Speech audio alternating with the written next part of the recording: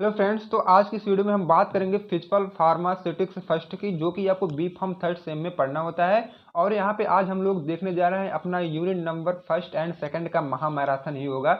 और देख लो यहाँ पे हम लोग क्या किए हैं, जितने भी 10 एंड 7 मार्क्स के क्वेश्चन आपके यूनिट नंबर 1 एंड 2 से आपके एग्जाम में आने वाले हैं। ठीक है, टोटली क्वेश्चन आज हम एक ही वीडियो में दोनों यूनिट को कवर कर लेते हैं। ठीक है, अगर आप ये 10 मीन्स लॉन्ग वाली वीडियो अगर आप देख लेते हैं तो इसमें आपका लॉन्ग क्वेश्चन, शॉर्ट क्वेश्चन और लॉन्ग अगर आप कवर कर लेते हो उसमें 2 मार्क्स का ऑटोमेटिक क्वेश्चन आ ही जाते हैं। ठीक है, तो इससे हमें यही फायदा होता है कि आपका शॉर्ट, वेरी शॉर्ट और लॉन्ग, ठीक है, तीनों क्वेश्चन आपका यहाँ कवर हो जाएगा। और उसमें क्या है, हम लोग जितने भी सोल्यूशन, सॉरी फ्रेंड, जितने भी मैं आपको क्वेश्चन दूंगा विथ सोल्यूशन के साथ। ओके, तो वीडियो के लास्ट तक आपको बने रहना है। और देखो, जो अपना यूनिट नंबर फर्स्ट हमारा है वहीं से हम लोग स्टार्ट करते हैं। तो हमारा जो क्वेश्चन नंबर फर्स्ट है वो है illustrate the factor affecting solubility. जो हमारा क्वेश्चन नंबर फर्स्ट आता है ये 10 मार्क्स का पूछता है, illustrate the factor affecting solubility. तो हमें यही इसमें बताना होता है कि सबसे पहले आप बताओ कि सॉल्युबिलिटी कितने टाइप की होती है। ठीक है, तब हम सॉल्युबिलिटी के फैक्टर को, एक एक सॉल्युबिलिटी को, उसके फैक्टर को एक मतलब बारी बारी से डिटेल में देखेंगे। सबसे पहले देखो, those factor which affect the solubility of solution. अब देखो, सॉल्यूशन की भी कुछ सॉल्युबिलिटी होती है ना, तो किसी भी सॉल्यूशन की सॉल्युबिलिटी को अफेक्ट करने वाले फैक्टर को ही हम लोग क्या बोलते हैं, फैक्टर अफेक्टिंग सॉल्युबिलिटी। अब देखो, ये जो सॉल्युबिलिटी होती है वो 3 टाइप से होती है, solid in liquid solubility, gas in liquid solubility, liquid in liquid. जैसे क्या है, सॉलिड इन लिक्विड। अब देख लो ब्रीफ में थोड़ा डिस्क्रिप्टिव नोट्स के साथ देख लो, सॉलिड इन लिक्विड ये वाली सॉल्युबिलिटी क्या होती है। अब हम क्या है, यहीं से अभी एक एक को इसका फैक्टर देखते चलेंगे। ओके, यहाँ पे देखो सॉलिड इन लिक्विड क्या होता है, when solid is solute form. इस कंडीशन में आपका क्या होगा, जो आपका सॉलिड होगा वह सॉल्यूट फॉर्म में होगा। ठीक है, और जो आपका लिक्विड होगा, लिक्विड इज सॉल्वेंट फॉर्म। ठीक, then solid dissolve in liquid. अब देखो, सॉलिड आपका सॉल्यूट में रहेगा और लिक्विड आपका सॉल्वेंट में रहेगा। उसके बाद हमारा सॉलिड जो है डिजॉल्व हो जाएगा लिक्विड में। इस कंडीशन को हम बोलते हैं सॉलिड इन लिक्विड सॉल्युबिलिटी। ठीक है, अब देखो इसमें आपको क्लियर कुछ भी मतलब बहुत ज़्यादा आपको सेंस भी नहीं लगाना है, आपको ये बता देना है कि जो हमारा सॉलिड होता है वह सॉलिड फॉर्म में रहेगा। देख रहे हो ना, यहाँ जो सॉलिड इन लिक्विड में बताना है, जो हमारा फर्स्ट वाला यहाँ पे आएगा, फर्स्ट वाला वही हमेशा क्या है, सॉल्यूट फॉर्म में ही रहेगा। बाकी जो नेक्स्ट वाला सेकंड आएगा वह हमेशा क्या है, सॉल्वेंट जो मिलेगा आपको वह लिक्विड ही में रहेगा। ओके, अब देखो ये सॉलिड इन लिक्विड आप लोगों ने समझ गया होगा। अब इसकी फैक्टर की बात करें हम, तो सबसे पहला फैक्टर आता है इसका नेचर। ठीक है, हमारे लिक्विड का नेचर क्या होता है, if nature is same then solubility is good. सभी को ये पता है, अगर उसका क्या है, हमारे सोल्यूशन का या जो भी आप लिए हैं, अगर उसका नेचर सेम होता है, अगर दोनों पोलर पोलर हैं, तो सॉल्युबिलिटी कितनी अच्छी होती है आप सभी को पता होगा। तो इसीलिए यहाँ पे नेचर की सबसे पहले बात की गई। अगर दोनों ये जो होते हैं ना नेचर, अगर दोनों सेम होते हैं तो सॉल्युबिलिटी बहुत ही अच्छी हो जाती है। जैसे कि क्या होता है, polar solute in polar solvent. अगर जो हमारा सॉल्यूट और सॉल्वेंट दोनों पोलर नेचर के हैं तो बहुत ही अच्छी सॉल्युबिलिटी हो जाती है। Non polar solute in non polar solvent. अगर नॉन पोलर को नॉन पोलर के साथ आप डिजॉल्व करोगे बहुत ही अच्छा होगा। तो पहला फैक्टर ये हो गया। दूसरा क्या है, surface area. The surface area is more, the surface area is more, ठीक है, देन सॉल्युबिलिटी इज गुड। अगर सरफेस एरिया ज़्यादा रहेगी, ठीक है, तो सॉल्युबिलिटी भी हमारी अच्छी रहेगी। अब देखो टेम्परेचर में आ जाता है, when we dissolve solid in liquid. जब हम लोग क्या करते हैं, सॉलिड को लिक्विड में डिजॉल्व करते हैं तो उसमें क्या है, देन 2 रिएक्शन, उसमें 2 रिएक्शन हमारी होती है। ठीक, एक हमारी चलती है एक्सोथर्मिक, एक हमारी चलती है इंडोथर्मिक। अब हम देख लेते हैं हमारी एक्सोथर्मिक और इंडोथर्मिक रिएक्शन में ये क्या होती है। एक्सोथर्मिक बेसिकली यही होता है हमारा, heat release from dissolve like PO. अब देखो उसमें क्या है, जब आप लोग डिजॉल्व करते हो ऐसे पार्टिकल, हम लोग उसे डिजॉल्व करते हैं, उसके बाद वो क्या अपने अंदर से हीट निकालते हैं। जैसे कि क्या है, पीओपी सभी ने देखा होगा, कुछ लोग डिजॉल्व भी किए होंगे, उसका अंदर क्या है, कुछ हीट निकलती है। जब हम लोग क्या है, पीओपी को पानी में डिजॉल्व करते हैं, then produce minute amount of heat. कुछ मात्रा में क्या वहां से हीट निकल, जैसे आप मतलब सूखा चूना ले, रफ चूना, अगर आप उसको पानी में मतलब डिजॉल्व कर रहे हो तो देखोगे वहाँ क्या है, आपका जिस कंटेनर से डिजॉल्व करोगे वह थोड़ा सा हीट हो जाएगा। तो एक्सोथर्मिक क्या है, एक्सोथर्मिक हम इस कंडीशन को बोलते हैं, कोई पार्टिकल्स अगर हम वाटर में ऐड करते हैं तो वह क्या है, माइन्यूट अमाउंट में हीट प्रोड्यूस करता है। इस कंडीशन को हम लोग बोलते हैं एक्सोथर्मिक। अब देखो बात आती है endothermic, heat also absorb for dissolve. देखो बस उसी के रिवर्स होता है, ये क्या करता है, हीट को एब्जॉर्ब कर लेता है। जैसे कि क्या है, heat absorb from dissolve like as sugar in water. जैसे क्या है, जब कोई लोग आप क्या करेंगे, पानी में चीनी को ऐड करेंगे तो क्या करेगा, जो भी मतलब हीट रहेगा उसको और मतलब कम कर देगा। जैसे क्या है, जितना ज़्यादा आप सॉल्युबिलिटी बढ़ाएंगे या तो जितना ज़्यादा हीट बढ़ाएंगे उतनी जल्दी सॉल्युबिलिटी यहाँ पे बढ़ने वाली है। इस कंडीशन को हम लोग बोलते हैं इंडोथर्मिक। अब देखो पहला जो आपका था सॉलिड इन लिक्विड, ये तो हो गया, फैक्टर भी हो गया, मतलब सॉल्युबिलिटी भी हो गई। अब हम बात करेंगे गैस इन लिक्विड की, ठीक है। अब देखो जो हमारा पहला आता है वो गैस है, तो इसमें गैस में आपको मैंने इसका पहले ट्रिक आपको बताया था कि जो आपका पहला मिलेगा वो सॉल्यूट में होगा, जो सेकंड होगा वो सॉल्वेंट में होगा। तो आप यही ट्रिक फॉलो मतलब अपनाइएगा। जो हमारा पहला है मतलब गैस, तो गैस जाहिर सी बात हुआ सॉल्यूट में रहेगा, सेकंड वाला लिक्विड है तो वह क्या है, लिक्विड तो सभी को पता है ये सॉल्वेंट में ही रहता है, तो लिक्विड को आप सॉल्वेंट बोलो, और पहला वाला जो आपका है सॉल्यूट में रहेगा। और सॉल्वेंट सॉल्यूट सभी को पता होगा, ठीक है। Form when they are mix. अब देखो ऐसी कंडीशन जब हम लोग मिक्स करते हैं तो इस कंडीशन को बोलते हैं गैस इन लिक्विड सॉल्युबिलिटी। अब इसके फैक्टर देख लेते हैं हम। सबसे पहले वही वही मतलब फैक्टर आते हैं, सरफेस एरिया की बात यहाँ पे भी होती है।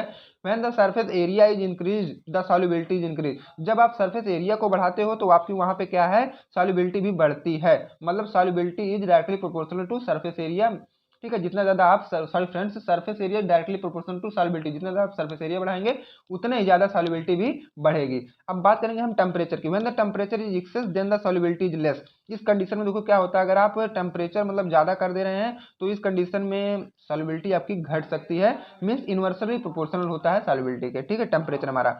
अब देखो जितना ज्यादा प्रेशर बढ़ाओगे उतनी ज्यादा सॉल्युबिलिटी यहाँ पे बढ़ने वाली है। मतलब क्या है, pressure is directly proportional to solubility. ये सब हमारे फैक्टर होते हैं, ओके।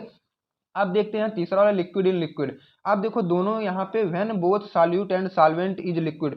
सॉल्यूट आपका सॉल्वेंट दोनों क्या है, जब लिक्विड फॉर्म में होगा तो इस कंडीशन को हम लोग बोलते हैं लिक्विड इन लिक्विड वाला, ओके। अब देखो इसका नेचर, ठीक है फ्रेंड। नेचर मीन्स ये हम लोग फैक्टर की बात कर रहे हैं। नेचर मतलब क्या है, लाइक डिजॉल्व लाइक मेथड। अगर पोलर है पोलर पोलर के साथ है तो अच्छा से मिक्सिंग होगी, मतलब लाइक टू लाइक वाला, ठीक है। टेम्परेचर जितना ज्यादा बढ़ाओगे सॉल्युबिलिटी उतनी बढ़ेगी, सरफेस एरिया जितना बढ़ाओगे सॉल्युबिलिटी उतनी बढ़ेगी, प्रेशर जितना बढ़ाओगे सॉल्युबिलिटी उतनी बढ़ेगी, ठीक है। ये सब क्या है, इसके फैक्टर हैं लिक्विड इन लिक्विड के। अब बात करें नेक्स्ट क्वेश्चन का, define solubility, discuss solubility of liquid in liquid. अब देखो लिक्विड इन लिक्विड अभी हम लोगों ने जस्ट ही देखा है, ठीक है। तो यहाँ पे हमें लिक्विड इन लिक्विड वाले पोर्शन को केवल रीड आउट करके चलेंगे, बाकी सॉल्युबिलिटी को हम लोग डिटेल में देखेंगे, ठीक है। अब देखो सॉल्युबिलिटी क्या होती है, जब दो चीज हम आपस में ऐड करते हैं या मिक्स करते हैं उसी को तो सॉल्युबिलिटी बोला जाता है। अब देखो the maximum amount of solute, ठीक है। यहाँ पे क्या है, मैक्सिमम अमाउंट किसका, सॉल्यूट का, that can dissolve in known amount of solvent, जिसको हमें डिजॉल्व करना है known amount of solvent. Solvent का अमाउंट हमें पता होता है, और सॉल्यूट मतलब आपके मतलब जानकारी में जितना सॉल्वेंट रहेगा और उसी में आप कितना सॉल्यूट बढ़ा बढ़ा के ऐड कर सकते हो, उसी को बोला जाता है solubility at a certain temperature. लेकिन किस कंडीशन पे, वहां पे आपको टेम्परेचर जो एक सर्टेन मतलब लिमिट में रहेगा, इस कंडीशन को हम बोलते हैं सॉल्युबिलिटी। अब देखो solubility of liquid in liquid. अब देखो यहाँ थोड़ा मॉडिफाई तरीके से देख लो solubility of liquid in liquid क्या होता है, क्योंकि यहाँ एक स्पेशल टाइप से लिखना है, वही क्वेश्चन में ही पूछा गया है। अब देखो they are many pharmaceutical preparation which are prepared by mixing liquid in other liquid. ये सभी को पता होगा कि बहुत से फार्मास्यूटिकल प्रिपरेशन हमारे होते हैं जो कि लिक्विड और लिक्विड दोनों को जब हम लोग ऐड करते हैं तब जाके एक मेडिसिन बनती है ना। सो knowledge of solubility of liquid in liquid is very important. इसीलिए हमें क्या है, सॉल्युबिलिटी की जानकारी रखना बहुत ही इंपॉर्टेंट हो जाता है। जैसा कि आप अगर इमल्सन बना रहे हो, इलिक्जिर बना रहे हो, सिरप बना रहे हो, स्प्रे बना रहे हो, तो इस कंडीशन में हमारे दो, जब हम यहाँ दो या दो से अधिक लिक्विड जब ऐड करेंगे तब हमारा इमल्सन, इलिक्जिर, सिरप, स्प्रे ये सब बनते हैं। तो हमें solubility of liquid in liquid देखना बहुत ही इंपॉर्टेंट हो जाता है। तो यहाँ पे देखो आपको एक कंटेनर में लिक्विड दिख रहा है, दूसरे भी कंटेनर में लिक्विड दिख रहा है। जब दो लिक्विड को हम आपस में ऐड करते हैं तो हमारी इस कंडीशन को हम लोग बोलते हैं solubility of liquid in liquid, ठीक है। अब देखो ये भी और मतलब डिफरेंट डिफरेंट टाइप के होते हैं। अब ये भी हम देख लेते हैं। Basically the liquid solution are divided into 3 category. जो लिक्विड सोल्यूशन हमारे आ रहे थे वो अभी 3 कैटेगरी में डिवाइड हुए हैं, कंप्लीटली मिक्सिबल, पार्शियली मिक्सिबल और इमिक्सिबल। ये तो सभी को पता हो। कंप्लीटली मिक्सिबल क्या है, 100% दो लिक्विड आपस में मिक्स हो जाएंगे। पार्शियली मिक्सिबल मतलब क्या है, कह सकते हो तो 75% दो लिक्विड आपस में मिक्स होंगे। इमिक्सिबल क्या है, 50-50 दोनों क्या मिक्सर नहीं होंगे, ठीक है। इस कंडीशन को बोलते हैं इमिक्सिबल लिक्विड। अब बात करेंगे सबसे पहले कंप्लीटली मिक्सिबल क्या होता है। जैसे वर्ड से आपको पता चल जाना चाहिए। कंप्लीटली मिक्सिबल मतलब होता है पूर्ण रूप से वो क्या है, एक लिक्विड दूसरे लिक्विड में मिक्स हो जाता है।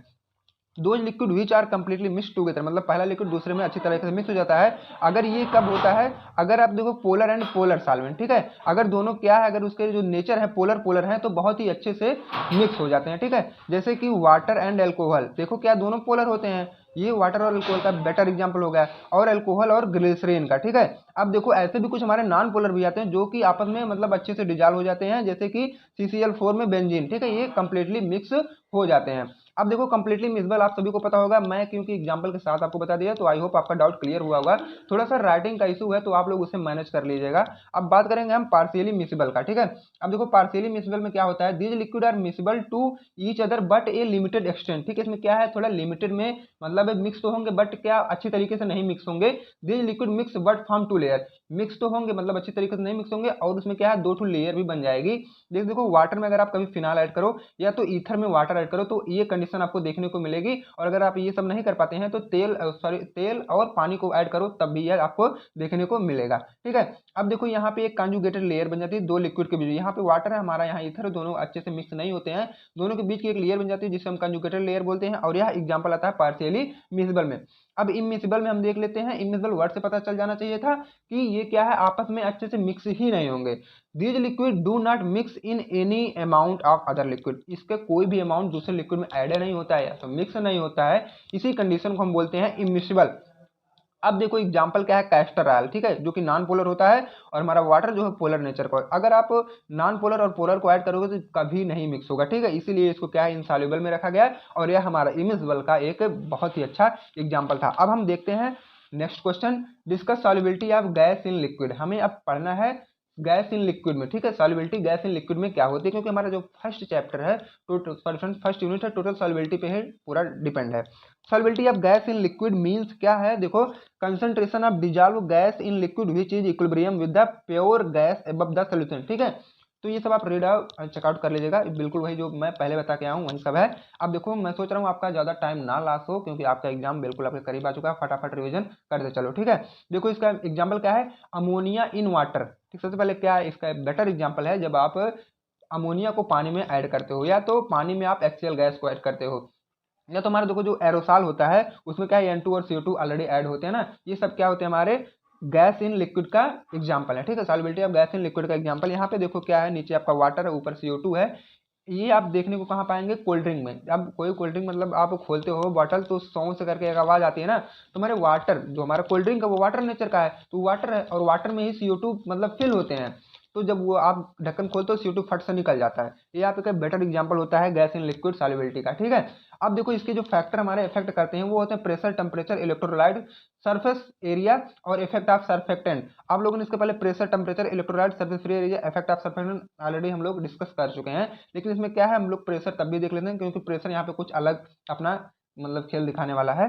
Solubility increase by increasing pressure, यहाँ पे देखो क्या है जब हम लोग प्रेशर बढ़ाते हैं तो सॉल्युबिलिटी ऑटोमेटिक बढ़ जाती है। यहाँ पे देखो हम लोग क्या है प्रेशर ऊपर से कम अप्लाई किए हैं, ठीक है, तो गैस और लिक्विड लेस सॉल्युबल है, लेकिन जब यहाँ पे हम लोग पूरा मतलब कस के प्रेशर लगाएं तो क्या है अच्छे से सॉल्युबल हो गए। ओके, तो ये हमारा प्रेशर का कमाल था। अब ये देखो जो हमारे प्रेशर है इनको आप हेनरी लॉ के अकॉर्डिंग भी डिटेल में लिख सकते हो। It states that in dilute solution the concentration of gas dissolving solvent at constant temperature, किसी भी कांस्टेंट टेम्परेचर पे it directly proportional to the partial pressure, और यह क्या होते हैं डायरेक्टली प्रोपोर्शनल होते हैं हमारे पार्शियल प्रेशर के। जैसा कि ये था, अब ये है आपका एक मतलब अगर ऊपर का थ्योरी ना समझ में आए तो आप इसे जरूर याद कर लीजिएगा। मतलब क्या है concentration of gas is directly proportional to क्या है प्रेशर, ठीक है, या तो ये concentration of gas equal to rho और ये पार्शियल प्रेशर ऑफ गैस, ये है हमारा रो का सिंबल, ठीक। अब देखो आई होप यह भी आपका डाउट क्लियर हुआ होगा। अब बात करेंगे नेक्स्ट वाले क्वेश्चन का, discuss mechanism of solute solvent interaction, या कभी कभी 7 मार्क्स का और कभी कभी 10 मार्क्स का भी ये क्वेश्चन पूछा जाता है। तो हम देखते हैं solute solvent interaction. When solute is dissolve in solvent, जब हम लोग क्या करते हैं सॉल्यूट को सॉल्वेंट में डिजॉल्व करते हैं। अब पहले मैं आपका डाउट क्लियर कर दूं, सॉल्यूट सॉल्वेंट बहुत बार आ रहा है, ये जो हमारे देखो सॉल्यूट होते हैं SOLUT सॉल्यूट और एक होते हैं हमारे सॉल्वेंट, दो जो हम ऐड करते हैं तो हमारे बनाते हैं सोल्यूशन, ठीक है। तो जो हमारा सॉल्यूट होता है वह 1 2 3 4 5 6 मतलब इसमें लेटर इन्वॉल्व है और इसमें 1 2 3 4 5 6 7 लेटर इन्वॉल्व है। तो जब हमारा सोल्यूशन बनता है तो सबसे ज्यादा अमाउंट में हमारे सोल्यूशन में प्रेजेंट होते हैं सॉल्वेंट, जो हमारे सोल्यूशन में ज्यादा अमाउंट में प्रेजेंट होते हैं उन्हें हम सॉल्वेंट बोलते हैं, जो कम अमाउंट में प्रेजेंट होते हैं उन्हें हम सॉल्यूट बोलते हैं, ठीक है। तो जब दोनों आपस में when solute is dissolve in solvent, जब हम अपने सॉल्यूट को सॉल्वेंट में डिजॉल्व करते हैं so few change take place, वहां पे कुछ आपको चेंजिंग देखने को मिलेगी।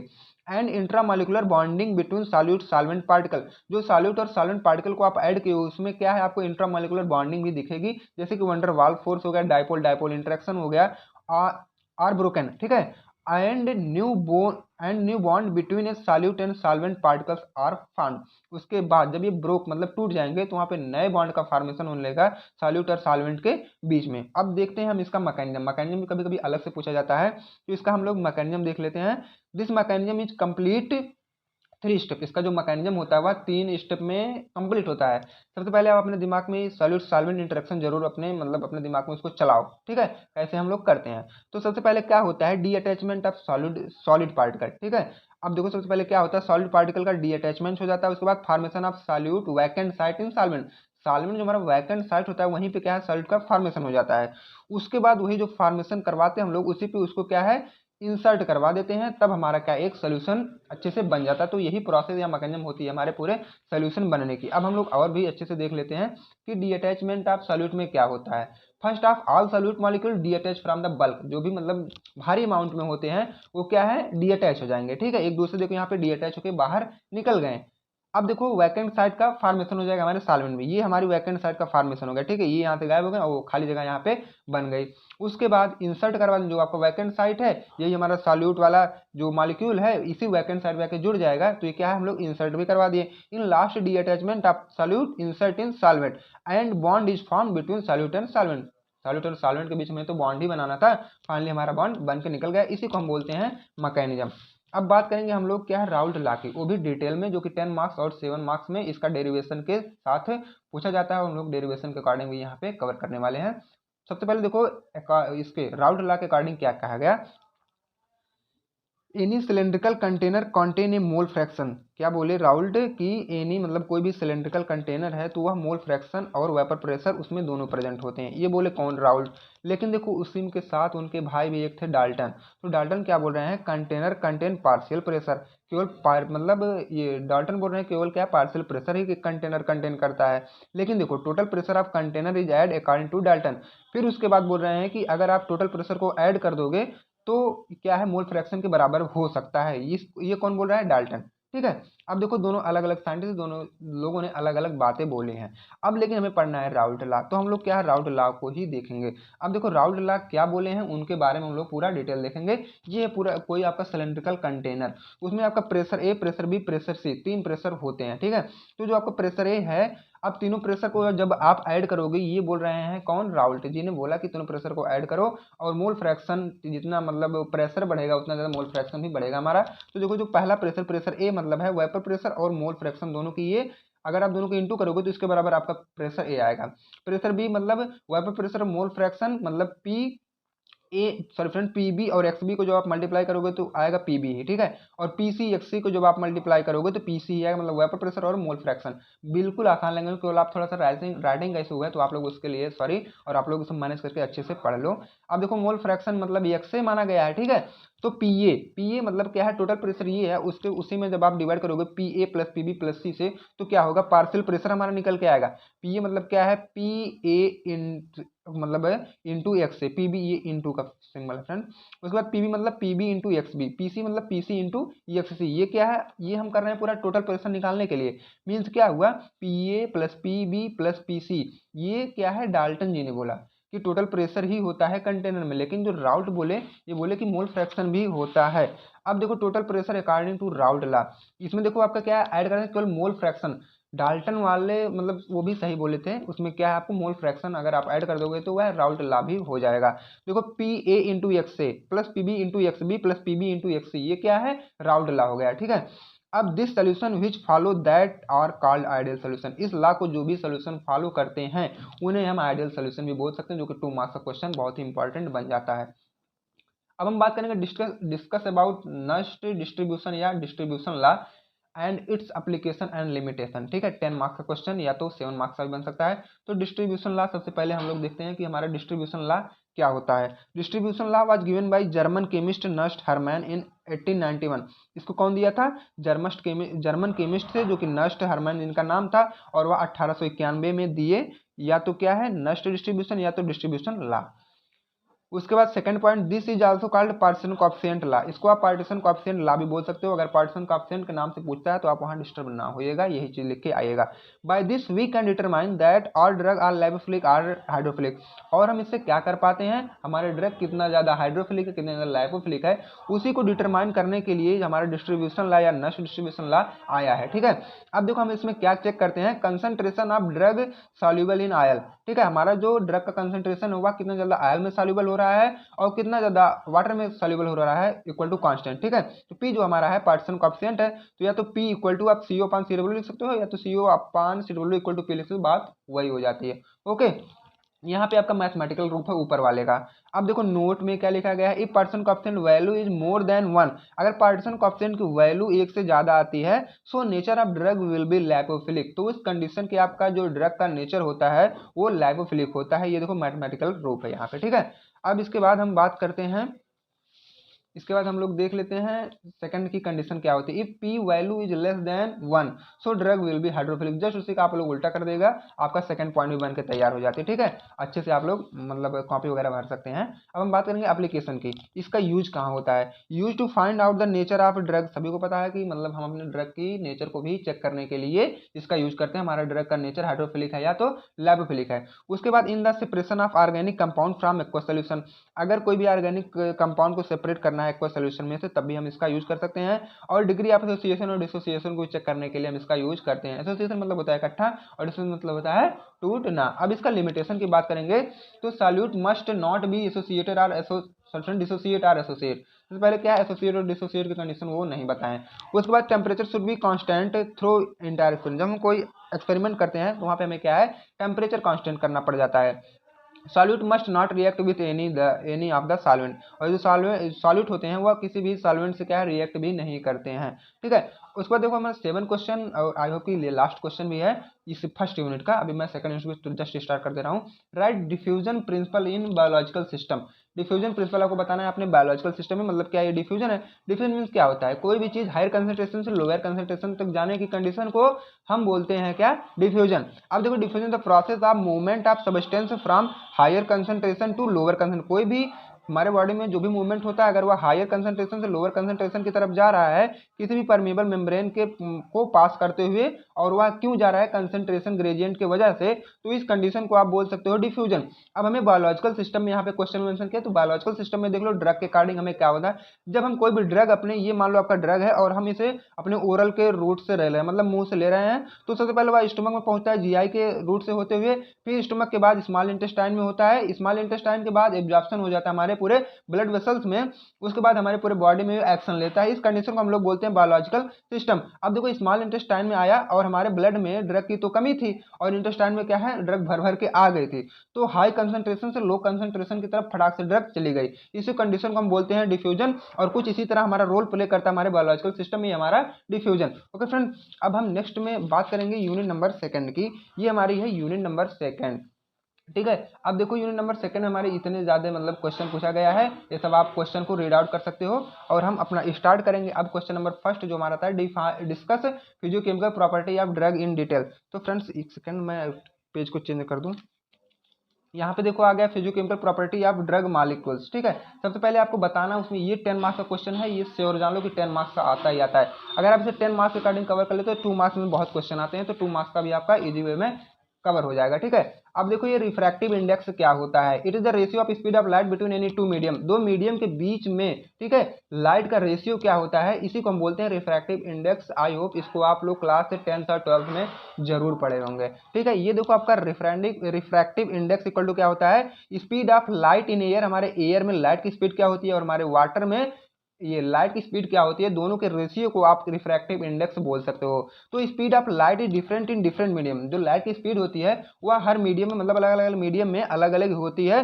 सो we take ratio of any two medium, इसीलिए हम लोग क्या है दोनों मीडियम का रेशियो ले लेते हैं। मीन्स क्या है, देखो यहाँ पे लाइट क्या है, ये एयर में है, ठीक है, और लाइट फिर क्या है वाटर में है, अलग अलग मतलब उसका स्पीड हो जाता है, स्पीड ऑफ लाइट, ठीक है, एयर में अलग, उसके बाद वाटर में अलग और सॉलिड में अलग, देख रहे हो ना, डिफरेंट डिफरेंट मीडियम में डिफरेंट डिफरेंट होगा। ठीक है, अब हम नेक्स्ट वाली बात करेंगे, ऑप्टिकल रोटेशन भी हमें इसी में लिखना होता है क्योंकि फिजियोकेमिकल प्रॉपर्टी आपको यहाँ पे पूरा पढ़ना है। ऑप्टिकल रोटेशन एक्टिविटी देखो क्या है, कोई भी डायरेक्ट लाइट को रोटेट करने की एबिलिटी रखे उसी को हम लोग बोलते हैं ऑप्टिकल रोटेशन। यहाँ पे मैं छोटा छोटा लिख दिया हूँ केवल आपके समझने के लिए। When we pass plane light through any medium, जब हम लोग किसी भी मीडियम से एक प्लेन लाइट को पास करवाते हैं, if light turn or rotate then it is optical activity, अगर वह लाइट जो सीधी जा रही है अगर वह मुड़ जाती है या तो रोटेट हो जाती है तो वह ऑप्टिकल एक्टिविटी को शो करने लगता है, ठीक है। If light is not bend it is optical inactive, अगर लाइट जो सीधी चली गई बेंड नहीं हुई तो इस कंडीशन को आप बोल सकते हो ऑप्टिकल इनएक्टिव। यहाँ पे मैं फिगर बनाया हूँ, ये लाइट यहाँ से निकल रही है और ये आपका प्रिज्म लगा हुआ है और ये आपका सोल्यूशन भरा हुआ है, अगर लाइट सीधे आती है तो ऑप्टिकल इनएक्टिव हुआ, अगर आपकी लाइट कुछ इस तरह मुड़ के आती है तो क्लॉकवाइज मतलब डिस्ट्रो हो गया, और अगर एंटी मतलब इस तरफ इधर से जा रही है तो वह एंटी क्लॉकवाइज मतलब लियो मतलब निगेटिव में हो गया, ठीक है। अभी अब देखो अगर आपको ऑप्टिकल रोटेशन चेक करना है तो आप लोग पोलरीमीटर का यूज करके इसे आप ये सारी कहानी को चेक कर सकते हैं। अब देखते हैं कि लाइट रोटेट ऑप्टिकल इनएक्टिवेट, ये सब हम कैसे चेक करते हैं। अगर क्लॉकवाइज जा रही है तो डेक्स्ट्रो रोटेटरी होगा, मतलब पॉजिटिव, मतलब क्या है ये राइट हैंड की तरफ से अगर राइट जा रहे हैं तो क्लॉकवाइज होगी, और एंटी क्लॉकवाइज मतलब लेफ्ट हैंड मतलब रोटेटरी मतलब लियो, लियो मतलब निगेटिव। अब स्नेल्स लॉ ये भी आप लोगों ने टेंथ में जरूर पढ़ा होगा। It give the reaction between the angle of incident ray and angle of refraction, दोनों के बीच में जो भी रिएक्शन होती है उसे हम बोलते हैं क्या, स्नेल्स लॉ। मतलब n equal to sine I upon sine R, where जहां पे आई आपका क्या है एंगल ऑफ इंसिडेंस और आर जो है एंगल ऑफ रिफ्रैक्शन। यहाँ पे आपका एक फिगर दिख रहा होगा, थोड़ा सा मतलब बड़ा है फिगर। इंसिडेंट रे यहाँ से आती है और पहले मीडियम ये एयर वाली मीडियम है जो कि एयर में अलग होती है, वाटर क्या है क्रॉस कर जाती है, ठीक है। मतलब रिवर्स नहीं हो रही है, तुरंत क्या है हमारे जो ये लगे होते हैं ना यहाँ पे मतलब डिवाइडर सभी को क्रॉस कर दे रही है, मतलब फर्स्ट मीडियम से सेकंड मीडियम में इजी वे में चली आ रही है, इसी को हम बोलते हैं स्नेल्स लॉ। और अगर इसको आप इफेक्ट करता कोई करता है तो वह टेम्परेचर और वेवलेंथ ही इसे इफेक्ट कर सकता है। बाकी स्नेल्स लॉ इक्वल टू होता है sine I upon sine R ही होता है। अब डाई इलेक्ट्रिक कांस्टेंट देख लेते हैं। जो हमारा डाई इलेक्ट्रिक कांस्टेंट ये होता है, देखो डाई मतलब होता है दो, इलेक्ट्रिक मतलब इलेक्ट्रॉन, कांस्टेंट मतलब आप समझिए कि परमिएटिविटी। अब परमिएटिविटी क्या होती है, ability of compound to store energy, ऐसे कंपाउंड जो कि हमारे एनर्जी को स्टोर करते हैं, ठीक है, वो क्या है हम लोग उसे बोलते हैं परमिएटिविटी। अब देखो it is the ratio of the permittivity of medium upon permittivity of free space, मतलब फ्री स्पेस को आप ई नॉट भी बोल सकते हो। Dielectric constant equal to क्या होता है एप्सिलॉन अपॉन मतलब ई नॉट, ठीक है। बाकी ये देखो अगर ये ना समझ में आए तो ये वाला देख लो आप, ई आर मतलब रिलेटिविटी परमिएटिविटी अपॉन परमिएटिविटी इन मीडियम और परमिएटिविटी इन फ्री स्पेस, जो मीडियम में है और फ्री स्पेस में है दोनों का आप रेशियो निकालोगे तब भी आप dielectric constant easy way में फाइंड कर सकते हो। अब अगर आपको इसे मेजर करना है तो कोएक्सियल प्रोबल मेथड द्वारा कर सकते हो, फ्री स्पेस मेथड द्वारा, और रेजोनेट कैविटी मेथड के द्वारा भी कर सकते हो। अब देखो डिसोसिएट कांस्टेंट ये 2 मार्क्स का भी अलग से पूछा जाता है। तो H2A क्या है, H प्लस OH माइनस में टूटता है, और according to law of mass of action के अकॉर्डिंग अगर देख रहे हो तो rate of reaction is directly proportional H plus OH minus upon H2O के होता है। बाकी देखो अगर हम नेक्स्ट वाला स्टेप देखते हैं dx upon dt equal to Ka जो आपका वो है कोएफिशिएंट है H plus OH minus upon H2O, ठीक है। Ka इक्वल टू क्या होता है H2O in bracket H plus bracket OH minus bracket into dx upon dt। The dissociation constant is usually written as a quotient of the equilibrium constant in mole per liter में हम इसे लिख सकते हैं। आगे भी देख लेते हैं और भी हमारा है डाइपोल मोमेंट, मतलब दो पोल के बीच का मूवमेंट को हम लोग बोलते हैं जनरल लैंग्वेज में dipole movement. The mathematically product of the charge into distance, ठीक है, दो मतलब दो कह सकते हो पार्टिकल के बीच का जो मतलब डिस्टेंस होता है और उसमें कुछ चार्ज होते हैं उन्हें हम बोलते हैं डाइपोल मोमेंट। तो देखो म्यू इक्वल टू क्या होता है क्यू इंटू आर, जहाँ पे आपका क्यू होता है डाइपोल मोमेंट, और सॉरी फ्रेंड्स म्यू जो है आपका डाइपोल मोमेंट और क्यू है चार्ज प्रोडक्ट, और आर तो सभी को होता है डिस्टेंस ही होता है। अब अगर आप इसे डिटर्मिनेशन करना हो तो आप कैसे करोगे, dipole moment is measured by the electric condenser के हेल्प से हम इसे मेजर कर सकते हैं, जिसका एप्लीकेशन क्या होता है to distinguish polar and non polar molecule, ठीक है। पोलर और molecular polar and non polar molecule को चेक करने के लिए इसका हम यूज कर सकते हैं। To determine the shape of molecules, और किसी भी मॉलिक्यूल का शेप क्या होता है तब भी हम इसे यूज कर सकते हैं। To predict the degree of polarity, और डिग्री ऑफ पोलरिटी के को प्रेडिक्ट करने के लिए भी हम लोग डाइपोल मोमेंट का यूज करते हैं। तो फ्रेंड्स तो ये हमारा जो यूनिट नंबर 2 का पहला क्वेश्चन था ये कवर हुआ। अब हम देख लेते हैं जो हमारा नेक्स्ट क्वेश्चन इसी में बनता है। एक मिनट फ्रेंड्स, जो हमारा नेक्स्ट क्वेश्चन यहाँ से है, देखो हमारा जो नेक्स्ट क्वेश्चन है वो है डिस्क्राइब सब्लिमेशन क्रिटिकल पॉइंट, ठीक है, sublimation critical point and eutectic mixture, ये भी हम लोग देख लेते हैं सब्लिमेशन क्रिटिकल पॉइंट। इसके बाद देखो सब्लिमेशन क्रिटिकल पॉइंट क्या होता है। आप सभी को पता होगा कि सब्लिमेशन क्या होता है। सब्लिमेशन इस कंडीशन को हम बोलते हैं जब हमारा कोई भी मतलब लिक्विड वो सॉलिड वाला जब डायरेक्टली क्या है गैस में चेंज हो जाता है विदाउट लिक्विड या वाटर बने, इस कंडीशन को आप सभी लोग बोलते हो सब्लिमेशन। लेकिन सब्लिमेशन क्रिटिकल पॉइंट क्या होता है इसको भी देख लो। Sublimation critical point means a specific point, ये एक स्पेसिफिक पॉइंट होता है जहां पे ट्रिपल पॉइंट इज मिक्स, जहां पे तीनों पॉइंट ये आपस में मिक्स हो जाती हैं। उसके बाद सेकंड पॉइंट है sublimation is that process which are directly solid change into gas. देखो यहाँ लिखा है directly solid change into gas, ये होता है हमारा सब्लिमेशन। बाकी क्रिटिकल पॉइंट आप स्पेसिफिक पॉइंट होता है जहाँ पे तीनों पॉइंट आपस में मिक्स हो जाती है, ये क्या है क्रिटिकल पॉइंट होता है। अब देखो critical point means the specific point, इसको आप क्या है एक स्पेसिफिक पॉइंट बोल सकते हो जहाँ पे तीनों पॉइंट मिक्स होती हैं। It is an equilibrium at which state of matter can not be change, यह एक इक्विलिब्रियम होता है जिस स्टेट पे हमारा जो मतलब मैटर होता है वह चेंज नहीं होता है। इस ये मतलब जैसे सॉलिड से लिक्विड, लिक्विड से गैस, या तो गैस से लिक्विड, गैस सॉलिड, ऐसा नहीं होता है। यहाँ पे देखो आपका ट्रिपल पॉइंट वाला क्या है ये पूरा ग्राफ है, ठीक है। अब देखो एक तरफ आपका वाई एक्सिस है, एक तरफ एक्स एक्सिस है, एक तरफ आपका जाता है टेम्परेचर, एक तरफ आपका बढ़ता है प्रेशर। अब देखो अगर टेम्परेचर घटेगा और प्रेशर बढ़ेगा तो उस कंडीशन में आपका तुरंत जो भी मतलब सॉल्यूशन है वह तुरंत लिक्विड ही फॉर्म मतलब लिक्विड नेचर का हो जाएगा। अगर टेम्परेचर बढ़ रहा है, प्रेशर बढ़ रहा है, तो आपका जो सोल्यूशन है वह गैस में तुरंत चेंज हो जाएगा। ओके, अब देखो अगर प्रेशर और टेम्परेचर दोनों घट रहा है तो आपका सॉलिड में कन्वर्ट हो जाएगा। बाकी ये ट्रिपल पॉइंट आप सभी को दिख ही रहा होगा, ट्रिपल पॉइंट में कोई भी चेंजिंग नहीं, सॉल्यूशन से डायरेक्ट हमारा जो सॉलिड होता है डायरेक्टली गैस में चेंज होता है, ठीक है। इस कंडीशन में बोलते हैं ट्रिपल पॉइंट या क्रिटिकल सोल्यूशन टेम्परेचर पॉइंट भी बोल सकते हो आप, ठीक है। अब उसी में क्वेश्चन में था हमारा यूटेटिक मिक्सचर। अब देखो हम लोग यूटेटिक मिक्सचर भी देख लेते हैं। Eutectic mixture is that mixture which is two solid particle mix together which reduce melting point and convert into liquid at room temperature. अब देखो इसमें क्या होता है, मान लो एक ए है और एक बी है, दोनों आपके ड्रग हैं, ठीक है। दोनों ड्रग, एक का मेल्टिंग पॉइंट हमारा 70 है और दूसरे का मेल्टिंग पॉइंट 50 है। जब दोनों को आप मिक्स कर रहे हो तो मेल्टिंग पॉइंट घट के आ गया 40। अब जो यही मिक्स किए हो, इस जो आप मिक्स किए हो इसे यूटेटिक मिक्सचर बोला जाता है। जब मिक्स करने के बाद इसका तो ये बॉइलिंग पॉइंट घट जाता है, तो इसी पूरे प्रोसेस को आप यूटेटिक मिक्सचर भी बोल सकते हो। बाकी यही सेम एग्जांपल यहाँ पे भी लिखा गया है। अब हम बात करते हैं नेक्स्ट क्वेश्चन का, determination and application of dielectric constant and dissociation constant. अब डाइलेक्ट्रिक कांस्टेंट का आपको एप्लीकेशन और डिटर्मिनेशन लिखना है और डिसोसिएशन कांस्टेंट दोनों का। तो देखो सबसे पहले हम देखते हैं अपना डाइलेक्ट्रिक कांस्टेंट क्या होता है, ठीक है। The ability of the compound is stores energy, इसके पहले मैं बता चुका कि ऐसे मतलब हमारा कंपाउंड ऐसा एबिलिटी रखता है तो उस कंडीशन में एनर्जी अपने अंदर स्टोर करता है, इसी को बोला जाता है डाइलेक्ट्रिक कांस्टेंट। अब देखो डाइलेक्ट्रिक कांस्टेंट इक्वल टू क्या होता है, ये EM है ना, रिलेटिविटी इन मीडियम है, बाकी relativity in free space is not या इज जीरो। तो ER मतलब क्या होता है, रिलेटिविटी परमिएटिविटी, ठीक है। अब देखो अगर आपको इसे डिटर्मिनेशन करना है तो कोएक्सियल मेथड से कर सकते हो, फ्री स्पेस मेथड से, और रिजोनल कैविटी मेथड से भी आप कर सकते हो। इसके पहले हम लोगों ने ये सब डिस्कस कर लिया है। एप्लीकेशन देख लेते हैं इसका। तो dielectric are use in capacitors, ठीक है, फॉर स्टोरिंग एनर्जी। ये क्या है, कैपेसिटर के यूज में भी किया जाता है एनर्जी को स्टोर करने के लिए। The high permittivity dielectric material are use to improve the performance of semiconductor device, ठीक है। ये परफॉर्मेंस मतलब इम्प्रूव ऑफ परफॉर्मेंस, ठीक है, सेमीकंडक्टर डिवाइस के परफॉर्मेंस के इम्प्रूव करने के लिए हम इसका यूज करते हैं डाइलेक्ट्रिक कांस्टेंट का। अब देखो डिसोसिएशन कांस्टेंट, H2 क्या है, H प्लस OH माइनस में तो टूटता है सभी को पता है, लेकिन mass of law of mass of action according क्या होता है, रेट ऑफ रिएक्शन आप जितना बढ़ाएंगे उतना ज़्यादा H plus OH minus H2 अपान B यह भी बढ़ता चला जाता है। अब आगे देख लेते हैं dx upon dt equal to क्या होता है, Ka in bracket OH minus फिर ब्रेकेट इंटू H प्लस, ठीक है, अपान H2O, फिर Ka इक्वल टू क्या OH माइनस, उसके बाद फिर इंटू H प्लस, फिर अपान H2O, ठीक है, equal to dx upon dt। Just उसी के बाद ये रिवर्स हो जाता है। ओके, अब मैं इसकी एप्लीकेशन की बात करूँ तो यह जो यूज होता है pH इंडिकेटर में, और it is also essential for working with buffers, और बफर के साथ भी ये क्या है कभी कभी वर्क करता है। उसके बाद the acid base dissociation constant pK of a drug ये physicochemical parameter which influence biopharmaceuticals property, ठीक है, ये बायोफार्मास्यूटिकल प्रॉपर्टी में भी अपना role play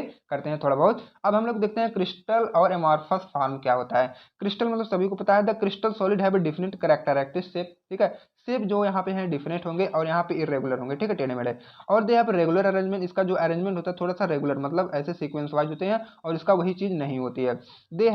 they have sharp and characteristic melting point, इसका जो मेल्टिंग पॉइंट होता है वह शार्प होता है, कैरेक्टरिस्टिक होता है, और यही चीज इसका नहीं होता है। ये छोटा सा डिफरेंस हमारा क्रिस्टलिन और एमॉर्फस में, जो कि 2 मार्क्स का पूछा जाता है। अब हम देखते हैं 60 नोट डायपोल मोमेंट का, लेटेंट हीट का, वेपर प्रेशर का और रिलेटिव ह्यूमिडिटी का, ठीक है, जो कि 2 मार्क्स का आता है। अगर सभी साथ में पूछता है तो 7 मार्क का। अब देखो मूवमेंट ऑफ टू पोल, दो पोल के बीच के मतलब जो दो पोल के बीच की जो दूरी है या मूवमेंट है उसी को तो हम बोलते हैं डायपोल मूवमेंट।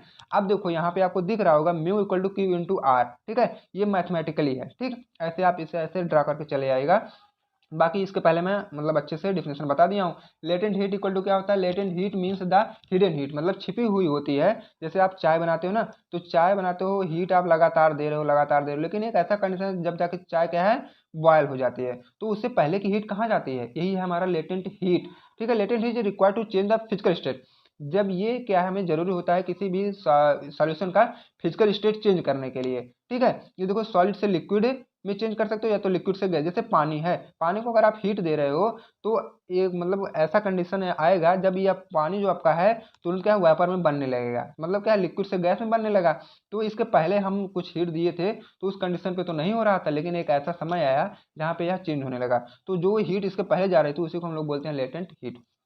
अब वेपर प्रेशर, वेपर के द्वारा लगाया गया प्रेशर को आप वेपर प्रेशर बोल सकते हो। The pressure of A vapour is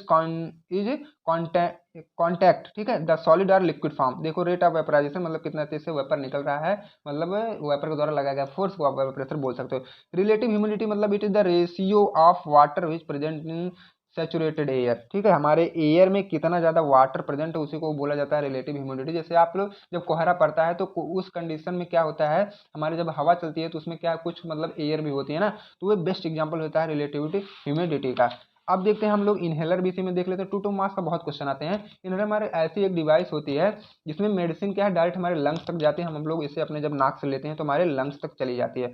अब देखो पॉलीमॉर्फिज्म, पॉलीमॉर्फिज्म मतलब ये ऐसे पार्टिकल्स होते हैं जो अपने कई रंग रूप बदल देते हैं, ठीक है, जैसे गिरगिट कई रंग बदलता है वैसे पॉलीमॉर्फिज्म भी कंडीशन में जो हमारा पार्टिकल्स होता है फटाफट वो अपने कंडीशन अकॉर्डिंग चेंज होते रहते हैं। Polymorphism means more than one form, किसी भी मटेरियल का एक से अधिक फॉर्म हो जाना।